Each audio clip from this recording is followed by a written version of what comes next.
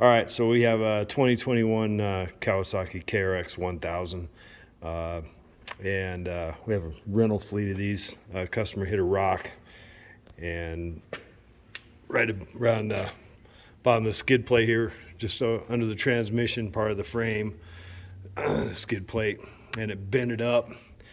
There's only about 3/8 of an inch to half an inch clearance to the transmission. Bent it up, smashed the case of the tranny. So we ended up cutting it out and trying to JB weld the transmission, but that didn't work out. So obviously, so we're gonna just put a new case on it. But to get it out of the actual machine, I'm gonna have Mike explain that to you. But at any rate, before you do that, you definitely want an aftermarket skid plate on these Kawasaki's.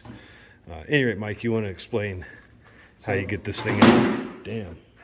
Pretty much in order to get it out, there's going to be a bracket back here. The other half of the rear motor or transmission mount bracket, you have to remove that in order to get it out, as well as there's going to be one bolt that will not fit past this little arm bracket here. You have to take that bolt out. I believe it's a 14. You can reach it through these little grooves right inside of here, but otherwise it will not come out. You're talking about a bolt on the transmission itself, right? Yes, for that the transmission one bolt. case housing. It's There's just only one bolt you have to pull out of the transmission itself. Okay. Once you do, you can slip the butt of it up over top here. Once you get about in this section, that's when you can unbolt all of this stuff here in the front, as well as all of your miscellaneous extra wiring and hoses and things like that. Once you get all of that off, then you have to strap the motor up towards the front. Once you do that, that gives you enough space to lift it just a hair. You want to stick like a wooden block or something underneath it so it holds it in the air. And then basically you're going to unbolt your drive shaft from the actual motor mount up here in the front. That way you can actually get enough space to get it off. Otherwise this solid shaft will not let you move it. If you need, you can unbolt that U-joint to get extra clearance. But once you do that, basically you're going to lift the entire transmission up and flip it upside down counterclockwise.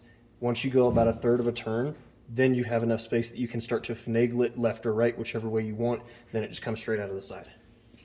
And you don't have to take off the bed or any of that kind of stuff like you do on a Polaris. Didn't have to take off shocks, none of that. Just your wheels. Well, you do have to disconnect the shocks in order to get some of the clutch parts out of the way, and it just helps with ease of access. All right, cool. You took the intake off. Oh, there's that intake box there off. Clutches, obviously, you're gonna need the bolts to pull off the secondary for doing your belt, but you should have those anyways when you go to change the belt. But that's all there is to it then, huh? Yeah, pretty much.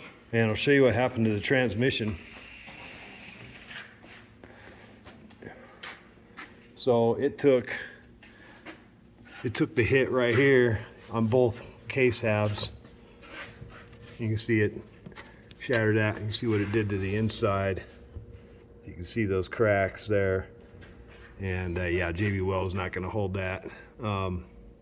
But yeah, if you can take a look at the inside of this transmission, you can see it's much more stout than a Polaris or anything else out there. These gears are pretty massive.